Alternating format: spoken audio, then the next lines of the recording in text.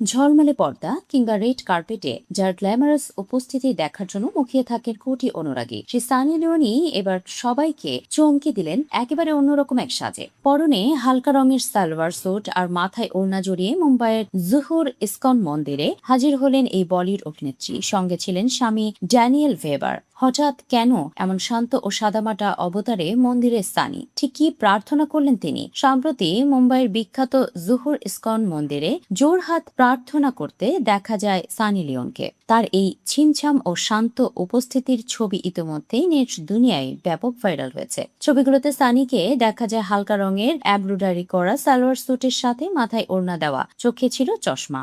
পাশে সাদা T shirt ও cream রঙের প্যান্টে দাঁড়িয়েছিলেন স্বামী ড্যানিয়েল ভেবার। জানা গেছে নিজের আগামী কাজের সাফল্য কামনায় ভগবানের কৃপা ও আশীর্বাদ নিতে মন্দিরে গিয়েছিলেন তিনি। পর্দার চেনা রূপের বাইরে গিয়ে সানির এই ভক্তিভরা ভঙ্গি নেটপাড়ায় কোরাচ্ছে বেশ প্রশংসা। বর্তমানে অত্যন্ত ব্যস্ত সময় পার করছেন সানি লিওন। নিজ কাজের সুবাদে ঘুরে বেড়াচ্ছেন বিশ্বের এক প্রান্ত থেকে অন্য প্রান্তে।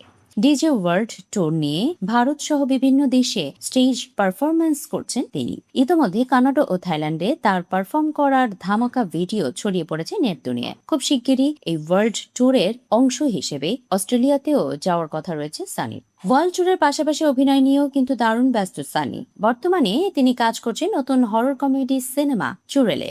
উত্তরপ্রদেশের বিভিন্ন মনোরম লোকেশনে ছবিটির সিংহভাগ শুটিং সম্পন্ন হয়েছে। সব ঠিক থাকলে 2026 সালের শেষের দিকেই সিনেমাটি প্রেক্ষাগৃহে মুক্তি পেতে পারে। আর এই বিগ প্রজেক্টের সাফল্য কামনায় মূলত মন্দির দর্শনে গিয়েছিলেন অভিনেত্রী। শত ব্যস্ততার মাঝেও সানির এই সাদামাটা অবয়ব ভক্তদের মধ্যে সত্যিই তৈরি করেছে এক দারুণ চমক।